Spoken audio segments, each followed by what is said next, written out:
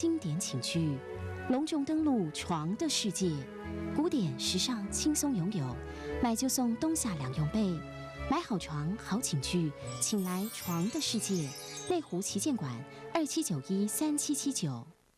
世界家具结束营业，没买我会倒。要买要快，赔售出清，下杀清仓，一件不留，出价就卖。内湖店民权东路6段8号27913388，三重店重新路5段657号29999933。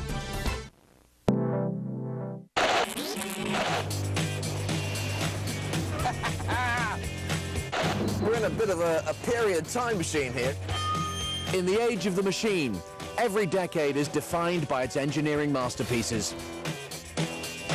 So join me on a journey through time as I experience the great machines that changed people's lives and shaped modern Britain.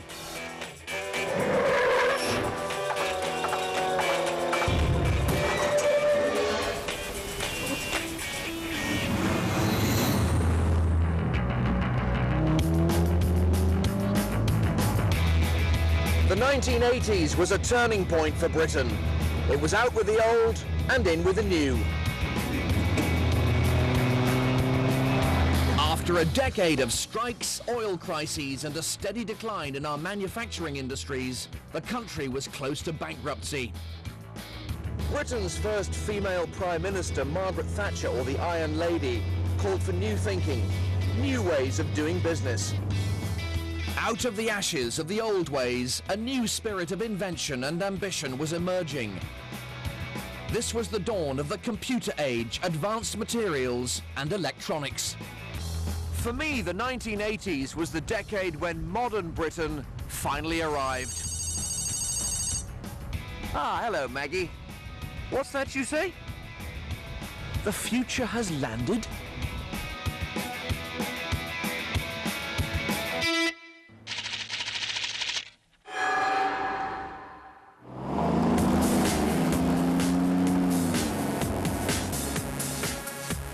In the 1980s, the car was the star. In 1985, one British car found fame as a time machine in the blockbuster movie Back to the Future. The director, Robert Zemeckis, was after a car that would look like a UFO. The shiny, futuristic DeLorean was just the job. It made its first leap through time in typical 80s fashion, by remote control. As Doc said to Marty, if my calculations are correct, when this baby hits 88 miles an hour, you're gonna see some serious, stuff. The movie was a huge hit. But ironically, this sci-fi icon had already been taken out of production. What on earth was going on? It all began with John DeLorean, automotive wunderkind and vice president of America's General Motors. In 1973, he quit his high-paid job to pursue his dream. To design and produce a car of his own, a car that would be far ahead of its time. DeLorean set out to defy the conventions of automobile manufacture by making a unique-looking machine with the performance of a sports car for the price of a family saloon, and, this is the radical bit, to make a car that would last a lifetime. DeLorean called in Colin Chapman from the Lotus Formula One team to engineer the car, and in 1981, backed to the tune of £88 million by the British government, the DMC-12 went into production. It's pretty well known that things didn't go according to plan. DeLorean went bankrupt very publicly, and his car was widely slated. But what's been lost in the mists of time is whether the DMC was actually any good. I've come to a very special workshop hidden away in Kent to check out the engineering behind the icon. The vast majority of cars like this classic XJS use regular steel body panels. It's strong, it's cheap, pretty much ideal for mass-producing cars. But if you don't keep it in absolutely perfect condition, it rusts. So you either had to restore the car or go out and buy a new one. DeLorean wanted his cars to last a lifetime, so he used stainless steel instead.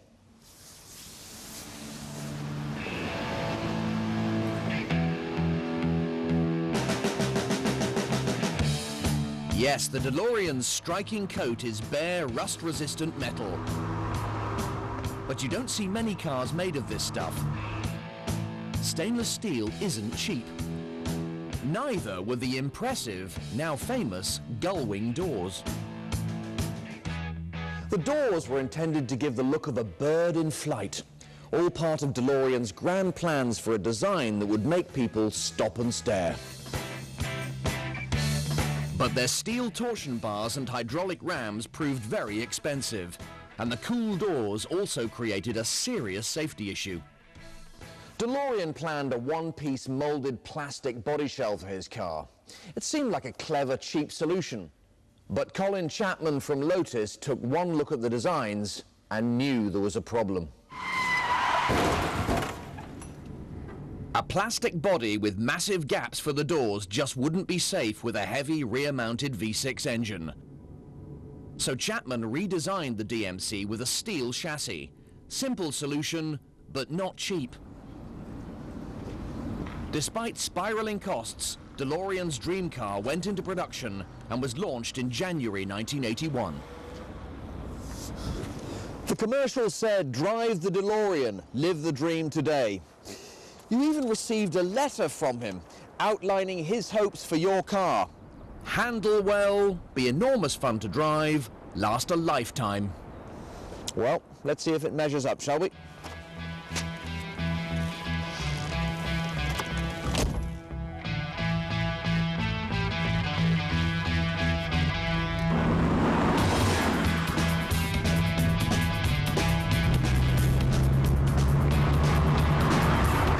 Critics called the DeLorean sluggish, with poor handling, which you wouldn't expect from a 2.8-litre V6. Yeah, I'll say this for it, it does go a bit.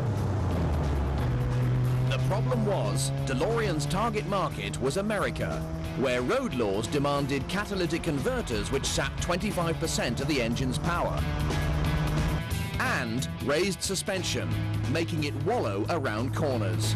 Not great for a sports car. Thankfully, I'm enjoying an unmodified UK version. I'm left with the conclusion that maybe DeLorean almost achieved what he was trying to do in terms of the cost of a family saloon, the performance of a sports car, and a car that would last a lifetime. To stay afloat, DeLorean needed to sell 10,000 cars a year, but didn't come close. A mixture of over-ambition, market misjudgment, and Lotus re-engineering doubled the price to £12,000, or $25,000 for the American market, and it simply wasn't a $25,000 sports car. After less than 2 years in production, with only 9,000 cars in existence, and DeLorean embroiled in scandal, the company went bankrupt. DeLorean did, however, achieve his dream of a car that would last a lifetime. 3 decades into the future, this one's still shining.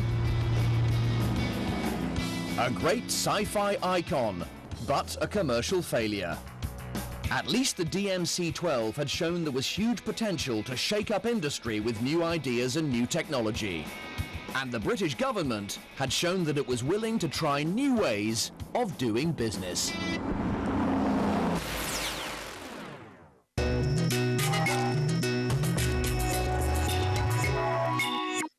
他们和中产阶级相处过，也认识了工人阶级。现在轮到爱丁堡公爵。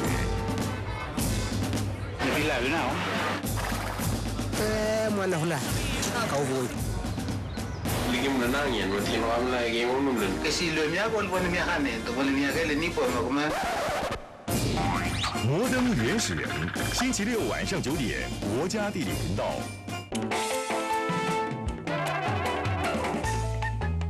Tida Levina 2010年式全车系安全升级，绿能升级，创新导入 Eco Driving 节能辅助视窗。Tida Levina 2010年式进化上市 ，Nissan 政府补3万，你上再加码40万50期零利率。永庆 House Farm 免费线上租屋，推出房东免费抛服务，租给我吧！哇，我才刚抛你们就到了。永庆 House Farm 还有近500家门市协助刊登哦。 어서 오세요.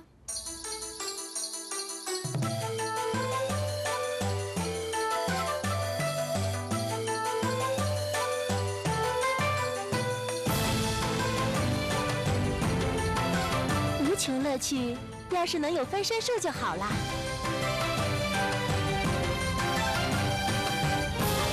首尔的乐趣怎会有尽头呢？无穷乐趣尽在首尔。 不再想起人生时候。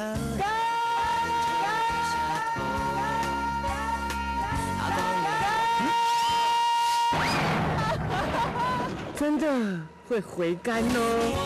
哎呀100%全麦酿造，大破干饮，台湾啤酒卖。台啤开麦啦！开瓶赠奖送，独家苏打绿纪念赠品送给你，还有其他好礼哟！详情请见台湾烟酒官网。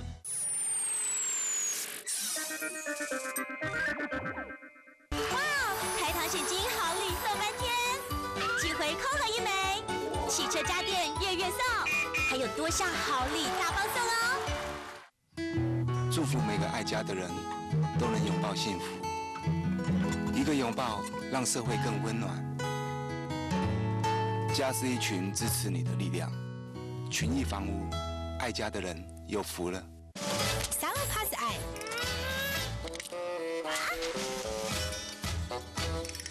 日本原装进口 Salon Pass 爱，含有维他命 E， 药效深入渗透，消炎镇痛。摆脱疼痛，姿势要正确，选择贴布，新一代 Salon Pass 爱，还有喷的哟。来自德国，新一代 Brita 滤水壶，让您轻松喝好水。Brita 滤芯能有效去除石灰、氯气和重金属，提供您最美味的 Brita 过滤水。Brita 是您家中好水的泉源。欧乐 B 让你享有专业洗牙般洁净感觉，来自牙医工具的设计灵感，比手动牙刷多清除2倍牙菌斑，随时享受专业洗牙般洁净感觉，每天只要2元。到欧乐 B 网站还可下载350元折价券，快上网搜寻欧乐 B。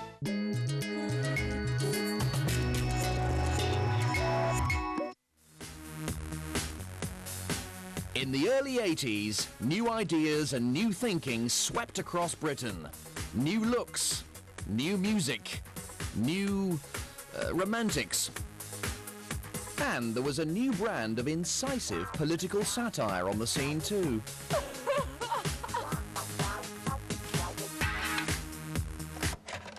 Whole new industries were starting up, fueled by revolutions in electronics and computers. And Britain was very much in the frame thanks to one of Prime Minister Maggie Thatcher's favourite eccentric entrepreneurs.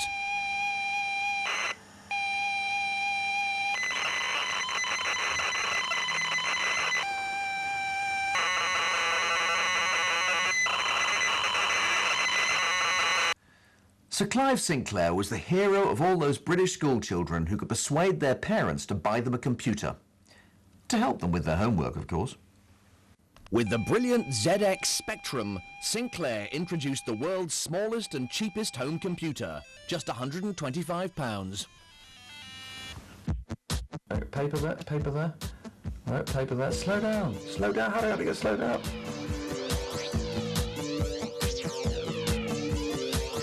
No, I wasn't going to hit that, I'm sorry. How were people entertained by this back then? I'll never know. But I'm finding it strangely addictive. Let's go again.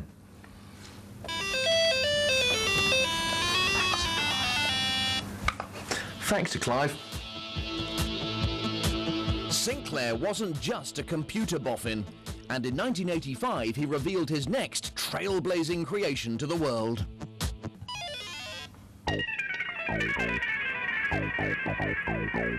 Welcome to the future, the Sinclair C5.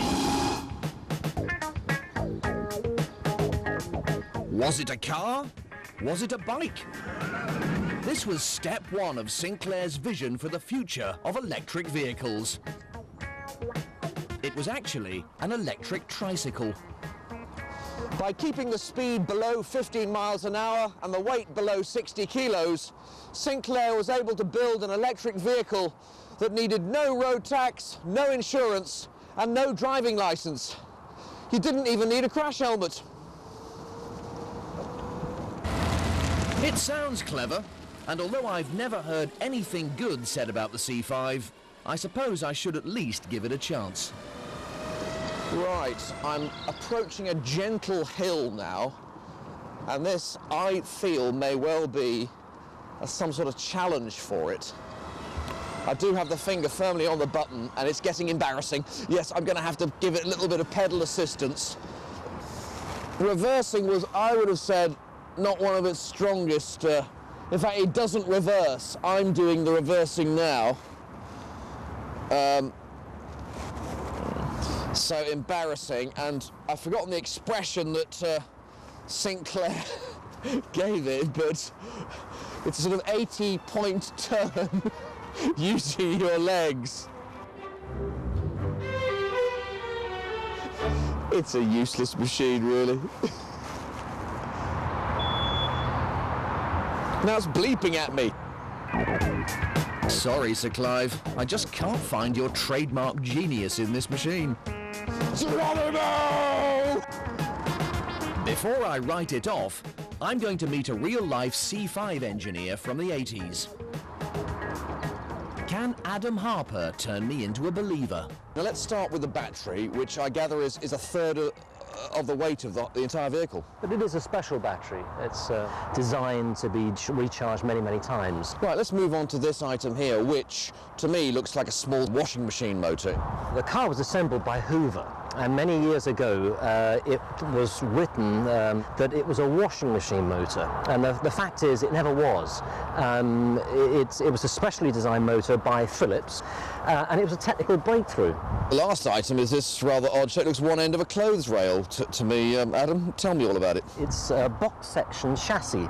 Clive went along to Lotus sports cars, and so they designed this chassis, which is a fantastic piece of engineering because it's immensely strong and weighs nothing. It's I suppose with the battery weighing half a ton, something's got to be light. You've got to, yeah. So maybe there is more to this machine than meets the eye. And its iconic body shell is high-tech too. Sinclair's team spent months improving the aerodynamics in a wind tunnel, making it 75% more efficient than a regular cycle. The better the aerodynamic efficiency, the further you could go on one charge.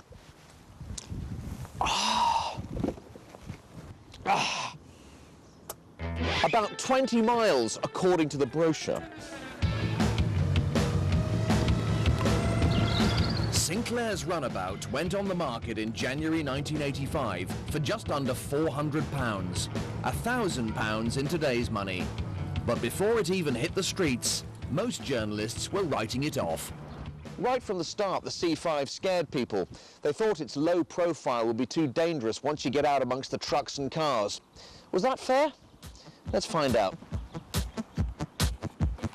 I've got a full charge and a tune-up, and it's time to give the C5 a second chance. Off to the supermarket, 1980s style. And you get amazing looks from people thinking that person there is completely mad, and they'd be right. On a flattish road, it rolls along at a decent lick, with no effort on my part. There we go, we're successfully around there. In the traffic, one does feel incredibly vulnerable. This isn't even a busy road.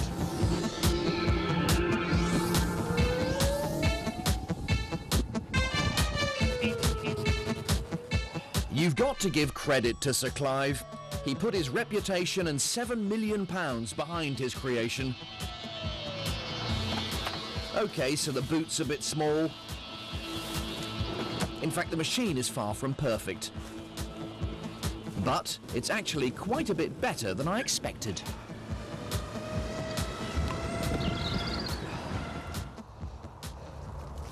Bad press may have killed off the C5, but the idea of electric runabouts just hasn't gone away. With better batteries and electric motors, Sinclair's vision is finally becoming reality with quiet, clean electric machines that even have decent-sized boots.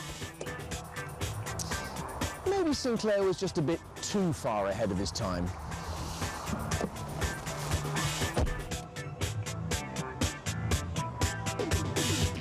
Although both the DeLorean and the C5 were commercial failures, they were iconic trailblazers that embodied the pioneering spirit of 1980s Britain. But the nation Thatcher had inherited was in turmoil.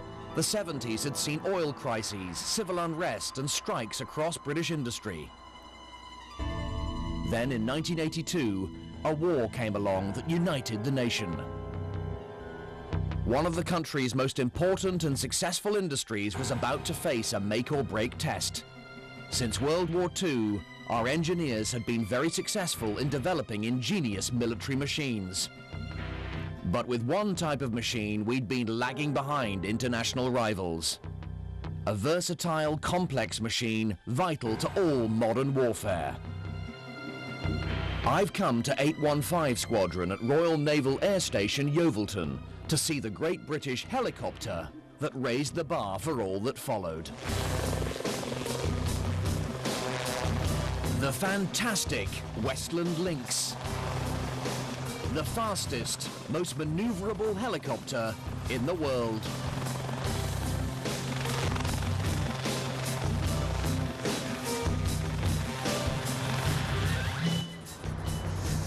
This is a Royal Navy HAS Mark III Lynx, a direct descendant of the original Lynx. It took over a decade and tens of millions of pounds to develop, and by 1982, Westland was struggling to survive. The Lynx was designed to replace two aging Royal Navy helicopters, the Wasp and the Wessex, and on the international arms market to rival America's great Vietnam icon, the Bell Huey. Westland's designers knew their future depended on the success of the Lynx, so they pulled out all the stops with new performance-enhancing technologies. Up here we have two Rolls-Royce GEM engines, each producing 800 horsepower. They were specially designed for the Lynx insofar as they're much more compact than other gas turbine engines of similar output. But the real work of genius on the Lynx was its rotor hub, the mechanical rotor control system, which in most other helicopters has lots of hinges, vital for stable flight. So Fluff, why is the rotor head so key to the performance of this helicopter? It is one of the key components of any helicopter. And with the Lynx aircraft, the rotor hub itself is very, very different. What we have on the Lynx is what's called a semi-rigid rotor head. And the reason that is we only have one hinge. The flexible rotor hub becomes the hinge. If I was to press down on the head itself, you can actually see the flexing, and it's actually the titanium itself which absorbs that flight load. The titanium is the key thing that allows us to have this rotor head on this aircraft, which makes the aircraft so manoeuvrable and agile. With new materials and innovative design, Westland kept the Lynx's weight to a minimum, maximising its weapons carrying capability from depth charges to torpedoes and missiles. Well, let's say lethal blue missile attached. What is it and what does it do? Well, this is the Sea Skewer missile. It's a sea skimming missile, semi-active, and is controlled by the radar that's on board of the Lynx. Why is the Lynx so good? The Lynx is fast, it's agile, it can hover outside of the enemy's missile zone, and it's perfectly designed to give a stable platform for firing skewer away and getting the maximum chance of prosecuting the enemy. And prosecute it would.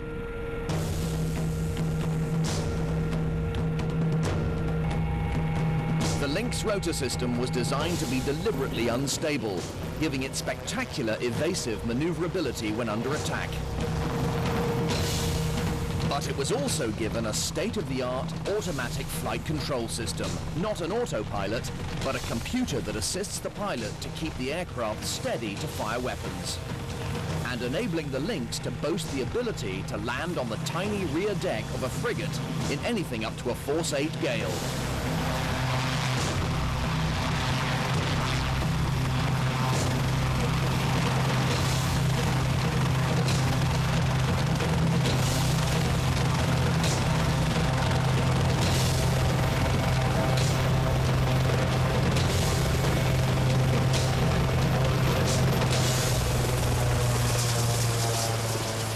The Royal Navy Lynx went into service in 1976, bristling with untested potential.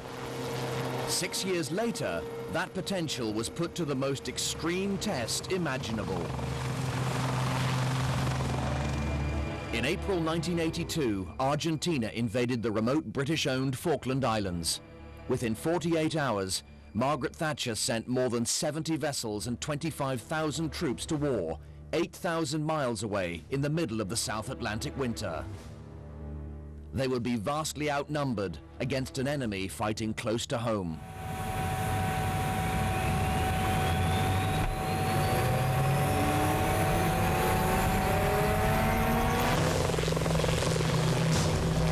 "27 Royal Navy Lynx helicopters sailed with the task force to protect our ships against enemy submarines and surface vessels. During the conflict, the Lynx performed its role perfectly, crippling one submarine with a torpedo and 3 Argentine surface vessels with the new radar-guided Sea Skewer missiles.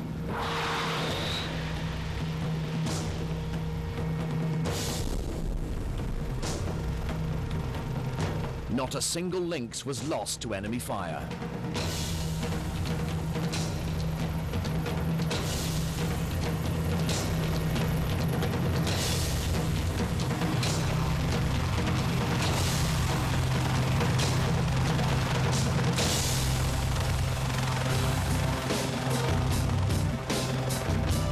Back in the UK, Westland now had an opportunity to turn the combat success of the Lynx into international sales that would save the company.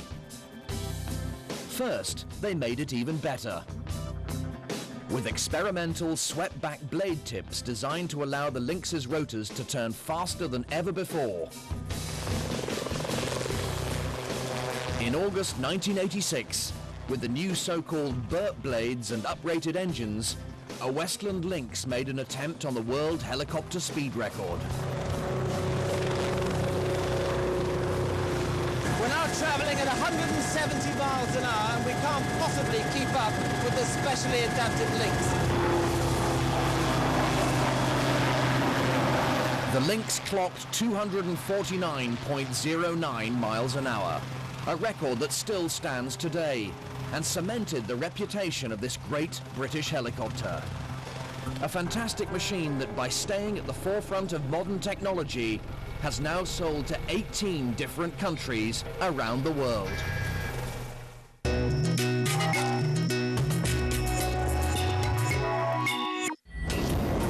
摆在眼前的是一生难得的好机会。You want to make a little bit extra money? Free flight, free hotel room. 一旦落网 I went through checks, customs, dog sniffers. This is just the worst thing that's ever happened to me. 转赔前变成闯大祸的真人真事，全新系列异乡历劫，今晚11点，国家地理频道。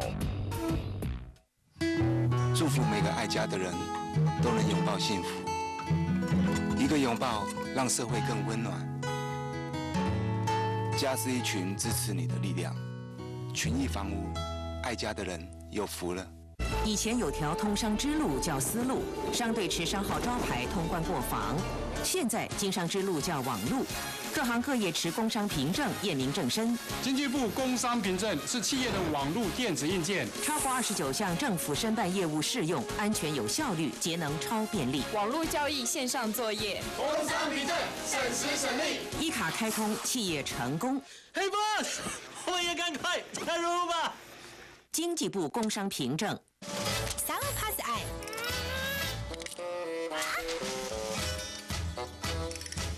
本原装进口撒隆帕子爱，含有维他命 E， 药效深入渗透，消炎镇痛。摆脱疼痛，姿势要正确，选择贴布，新一代撒隆帕子爱，还有喷的哟。我想当服装设计师，我想当飞行员，我以后想要当生物学家、电脑工程师、小说作家。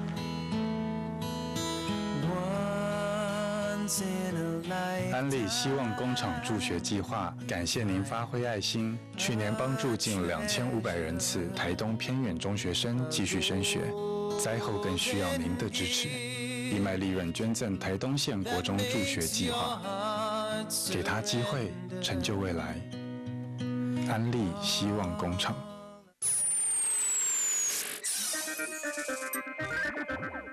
哇，台糖现金好礼送半天，几回扣了1枚，汽车家电月送，还有多项好礼大放送哦。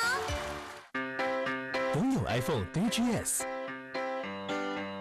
你可以捕捉每个瞬间，你可以剪辑每段影片。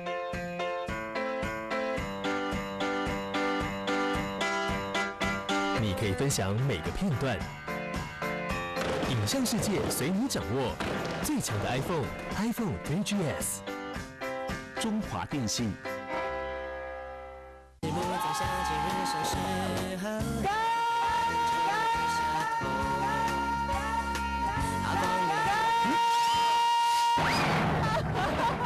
真的会回甘哦！哎呦，100%全麦酿造，大破干饮台湾啤酒卖，台啤开卖啦！开瓶赠奖送，独家苏打绿纪念赠品送给你，还有其他好礼哟！详情请见台湾烟酒官网。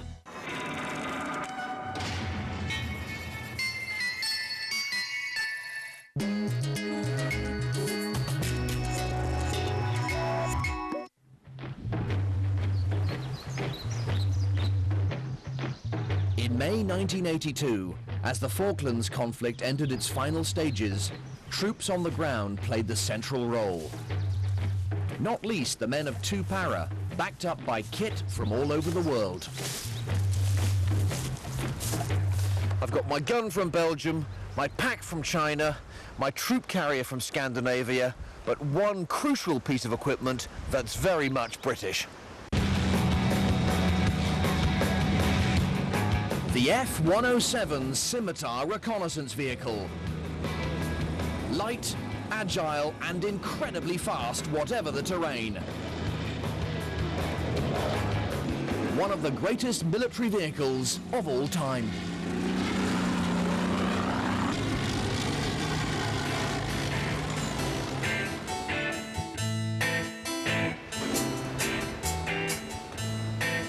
This amazing machine came into being when car manufacturer Alvis was asked to build a range of fast military vehicles. So light, they could be dropped onto a battlefield from the air. The problem was that a steel machine would have weighed in at 13 tons, far too heavy for air transport. Getting the new vehicle down to weight took some radical thinking and a new type of aluminium alloy, DGFV1318B to be precise.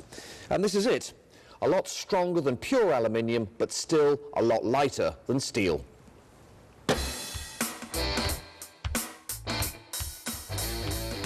Overall weight saving, 5 tons. To keep costs down, Alvis used the same chassis for their whole range, from the Scorpion tank to the Spartan, Samson, Scimitar and Samaritan, with rolls from missile launcher to ambulance. All were 8-ton vehicles, 7 times lighter than a main battle tank, perfect for air transport. The Scimitar has a ground pressure of under 5 pounds per square inch. In other words, this 8-ton machine next to me puts the same amount of pressure on each inch of ground as me with my full kit. Seriously lightweight. But the aluminium armour was only strong enough to withstand grenades and small arms fire. So the new machines would rely on speed and manoeuvrability to keep them out of harm's way. The Scimitar was powered by the 4.2-litre Jaguar engine, much the same lump as you'd find in an E-Type sports car. It was the only engine around that was light and powerful enough to meet the size, weight and high performance requirements for the new range of tanks.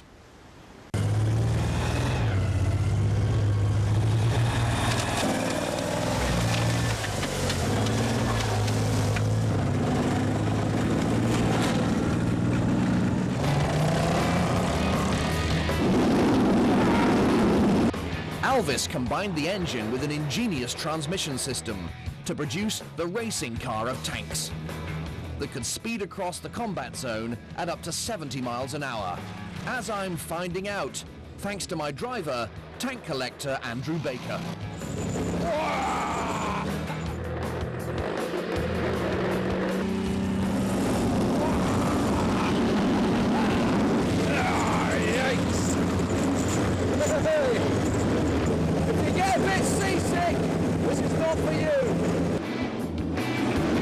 It was basically designed to charge around the battlefield, reconnoiter the enemy, and then run away.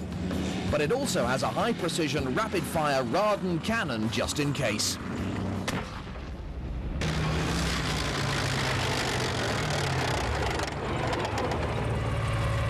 Andrew, can I have a go? Yes, certainly.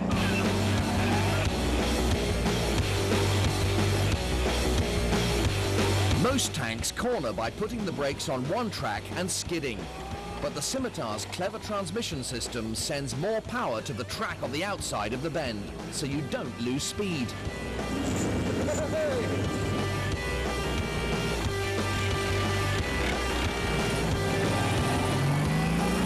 And you can also spin on a sixpence. Well, nearly. I am a beginner.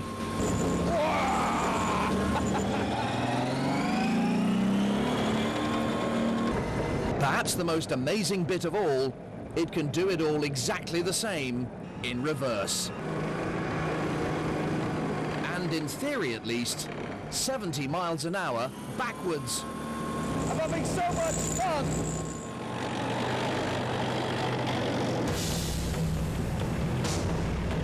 In 1982, this amazing machine was put to the test for the first time in real combat conditions.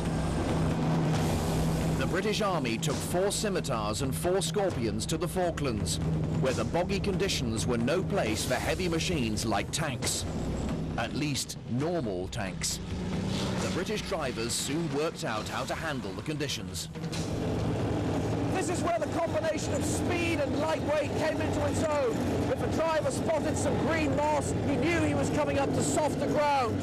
Full throttle, 7th gear, don't like the clappers.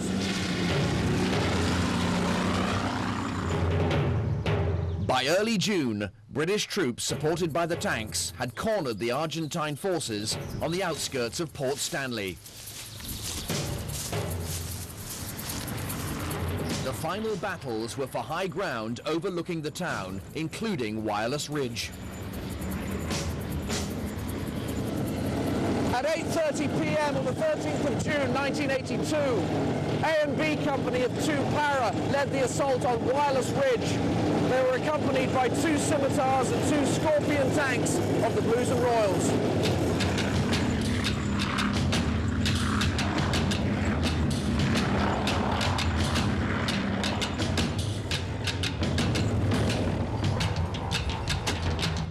The Scimitars and Scorpions embarked on what is known as a noisy attack, revving their engines and firing their cannons, hoping to cause fear and confusion in the enemy.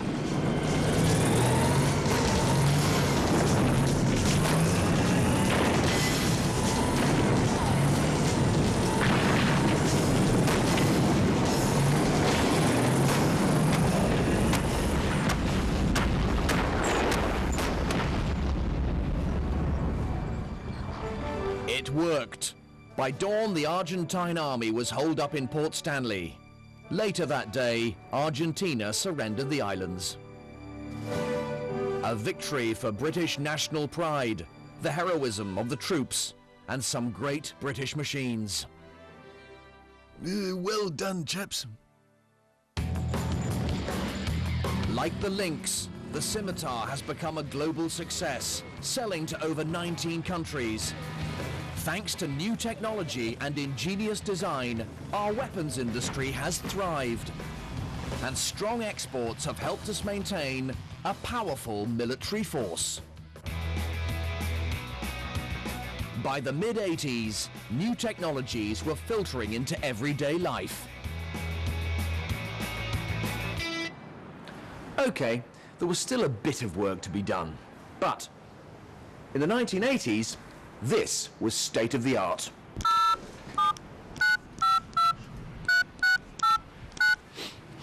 The Prime Minister, please. Ah, good news, ma'am. In the North Sea, Britain had struck black gold. And with oil pouring in, the economy boomed. Now we had the cash, as well as the ideas, to create Maggie's capitalist utopia.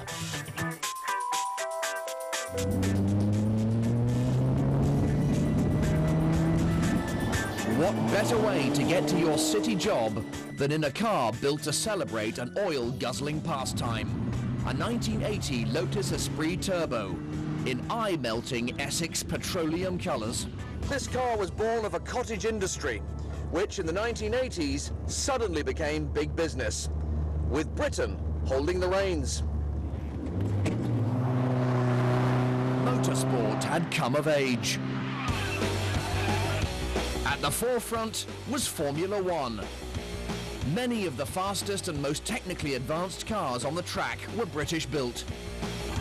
And for me, the greatest pioneers of all were Lotus. The brains behind the team was, of course, Colin Chapman, the man who fixed the DeLorean. I've come to classic Team Lotus to learn about the Chapman innovations that ushered in the modern F1 era. Chapman's mantra was performance through lightweight. If you could make it lighter, it would be faster with better handling, while being less demanding on brakes and tyres. All good news for racing.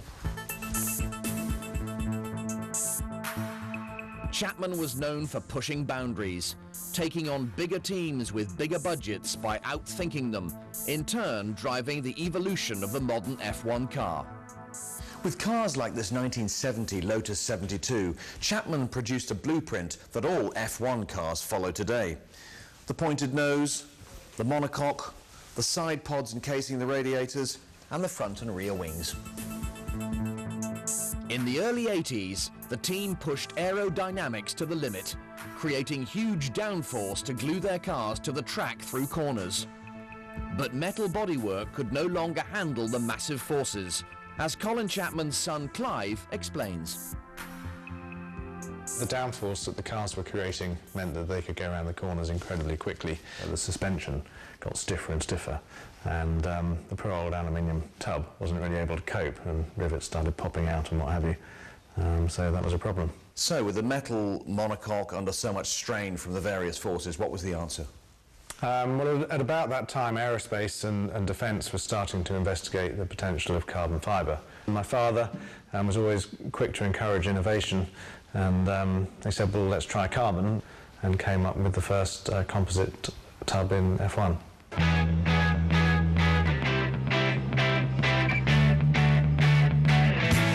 Composites are not only stiffer and lighter, but they're also easier to shape than metal. First, layers of fabric are built up on a mould. The completed section is placed in a press where resin is added, and it's baked for half an hour.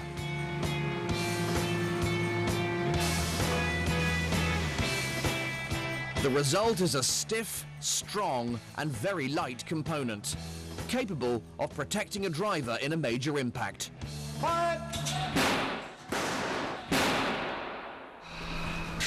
Wouldn't want to get your finger in there, would you? Glass fibre composites absorb the energy, and half the crash structure remains intact. Glass fibre had been around for a while, but in 1982 it was the new, although far more expensive, carbon fibre that interested Chapman. With carbon fibre, the material is 3 times stiffer than aluminium and half the weight, which is why in the early 80s this made a great new material to build a racing car. Pioneering as ever, Chapman and Lotus quickly set to work building a carbon fibre Formula One car.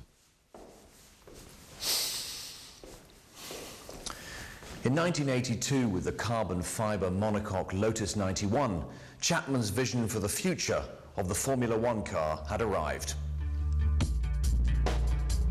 With the new lightweight and strong material in place, Formula One cars could lap faster than ever before. And if you had enough cash, you could go out and buy yourself a taste of the action. In 1980, to celebrate their glorious F1 career, Lotus launched their first ever true supercar. With a top speed of 152 miles an hour, the iconic Lotus Esprit Turbo. And here it comes.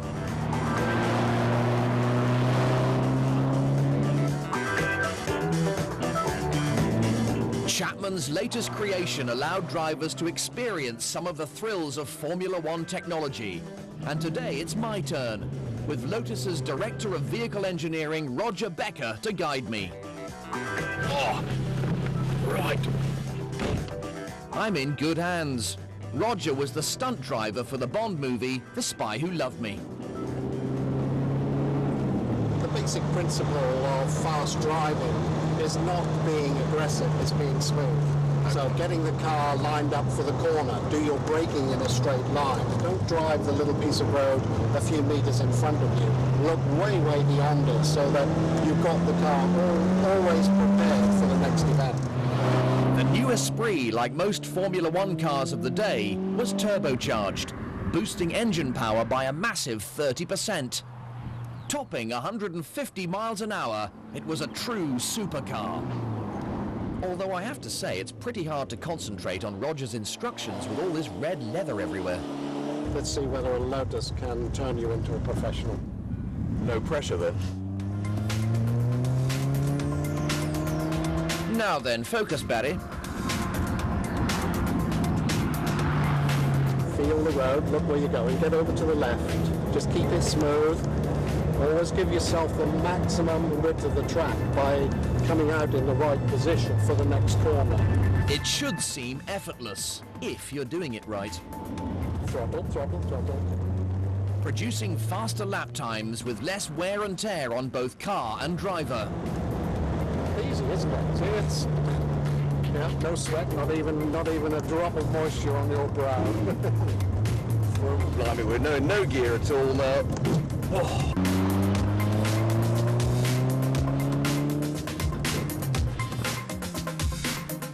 Yeah, much better.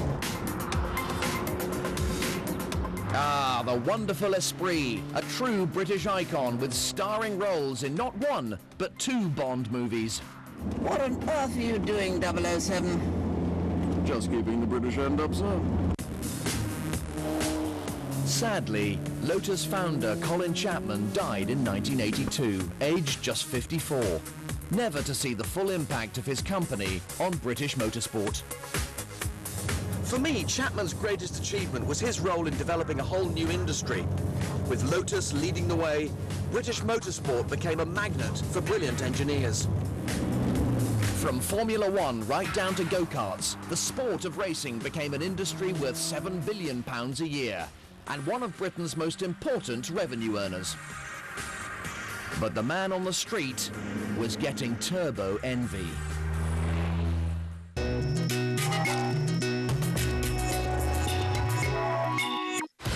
一群平凡的人有着不平凡的职业，他们把自己的能力和体力推向极限。这种地方冷血无情。 You get tunnel vision, and if you keep pulling G and don't strain against it, that tunnel vision just becomes totally blank. 任何失误都足以致命。 It's when there's a lapse in concentration that things can go wrong. 全新系列《危险讨生活》，星期二晚上9点，国家地理频道。若不是成果太迷人，我们不会坚持逾100小时的等候。接近39.6万秒的缓酿工艺，只为淬炼每一滴丰润纯欲，体验完美平衡的口感。The Singleton of Glenmore 苏格登单一纯麦威士忌缓酿封醇，完美平衡。以前有条通商之路叫丝路，商队持商号招牌通关过防。现在经商之路叫网路，各行各业持工商凭证验明正身。经济部工商凭证是企业的网络电子硬件，超过29项政府申办业务适用，安全有效率，节能超便利。网络交易线上作业，工商凭证省时省力，一卡开通，企业成功。Hey boss， 我们也赶快加入吧！经济部工商凭证。永庆 House Farm 免费线上租屋，推出房东免费抛服务，租给我们吧！哇，我才刚抛，你们就到了。永庆 House Farm 还有近500家门市协助刊登哦。金黄猪排，多种顶级香料，制成经典巴黎咖啡酱。哦啦啦，最有品味的汉堡，肯德基巴黎咖啡猪排堡。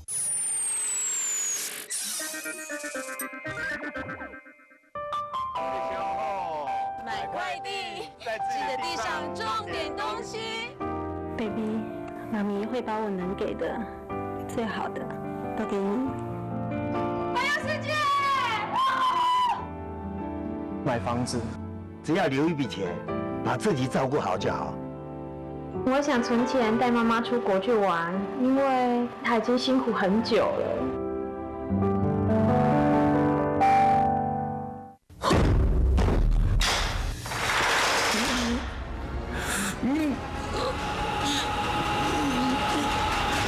哥，有150万家庭都在用光自带10枚了，你干嘛忍？没错，快加入吧 ！HiNet 光世代，中华电信。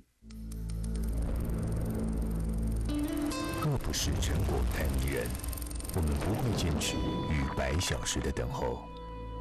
接近39.6万秒的缓酿工艺，只为淬炼每一滴丰润纯欲，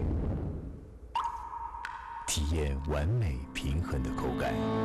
The Singleton of Glenmore 苏格登单一纯麦威士忌缓酿封醇，完美平衡。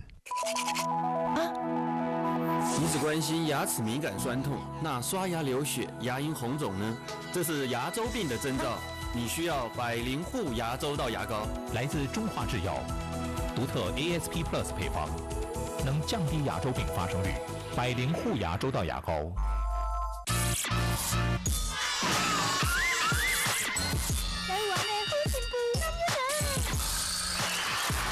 品味生活家，美人说了算。11月2号起，周1到周3晚上9点，卫视中文台。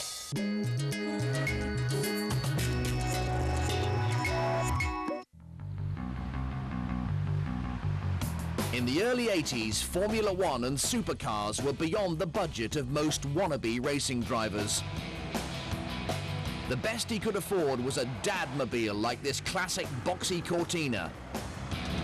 But the Cortina would never cut it as a race machine. It was all down to aerodynamics.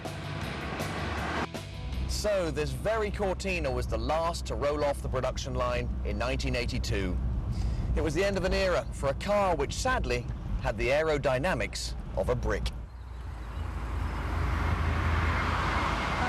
Behind closed doors, Ford of Britain was working on a redesign that would change the appearance of its cars forever. After the oil crises of the 70s, Ford designers started working on a car that would be more economical than the Cortina. And their key to improved fuel efficiency was the aerodynamics. In 1982, the Cortina's replacement was unveiled, the Ford Sierra. The new streamlined design was an impressive 20% more aerodynamically efficient than the Cortina. It was an important step forward for road cars, but it was what happened next that turned the Sierra into an unlikely British icon. This man, Rod Mansfield, who headed up Ford's special vehicle engineering team, was told to turn it into a race car. So Rod, why did you take a basic family saloon car and turn it into a racing car? This car was aimed at racing and winning the World Touring Car Challenge. But before they could go racing, if they wanted any chance of winning, Rod and his team had to massively improve the performance of the basic, rather pedestrian Sierra. So we had to build onto this car here all the things that motorsport wanted. Did you think, retrospectively, that this car that you and your department have produced would become so synonymous with the 1980s? No, it's become an icon, and I must admit it surprised me. Ford called in Formula One engine experts Cosworth to sort out the standard Sierra's rather weedy 75 horsepower Pinto block. They added a new cylinder head and another favourite bit of F1 kit. This car, just like the Lotus Esprit, was fitted with a Garrett turbocharger, really packing air into the cylinders. The uprated engine kicked out a whopping 200 horsepower. But with all that added power, the streamlined rear-wheel drive Sierra would struggle for grip on corners. So, taking technology from the likes of Formula One, the RS was given a rather large, highly distinctive rear wing, known as the whale tail. The iconic Ford Sierra RS Cosworth was complete, and to satisfy touring car rules, as well as the actual race cars, 5,000 road-legal Cossies were built. It was, in essence, a racing car that you could go out and buy, then safely pootle about with your grandma. Although, to be honest, that wasn't really what most Cossie owners had in mind.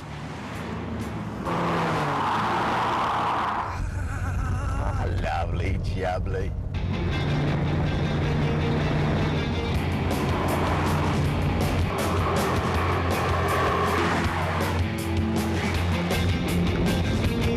Where better to give it a good thrashing than back at Ford's Technical Centre, on the very same track where Rod Mansfield's team put the RS through its paces in the early 80s.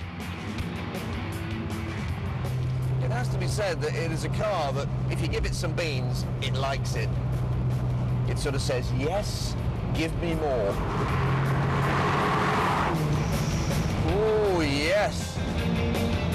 Top speed had rocketed from around 100 to a staggering 150 miles an hour. Supercar performance from a family car. It's a great design, really.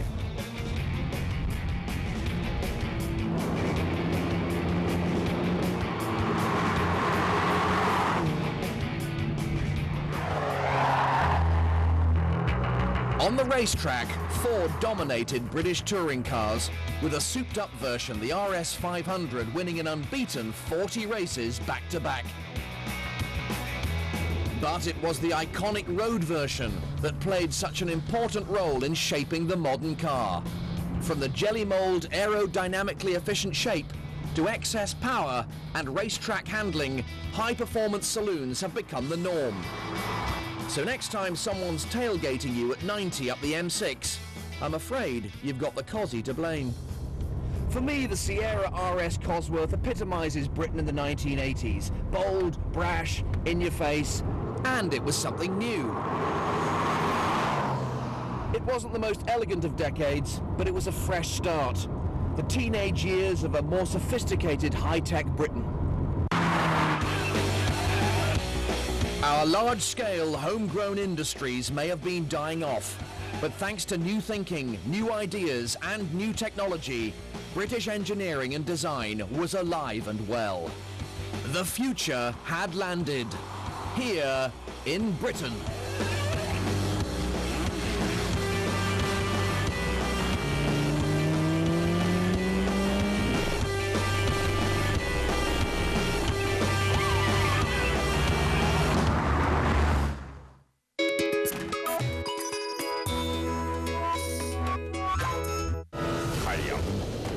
狩猎场，当他追击猎物的时候，会成为别人的目标。跟着科学，唯一规模超越信义旧化区新装。庄副都心，唯一涨幅之最细腻计划区新庄副都心，致富指标齐涨权威，繁登，坐拥冠名欧洲村，紧邻新庄副都心，繁登全新完工，29949900。长荣家具全馆装修大。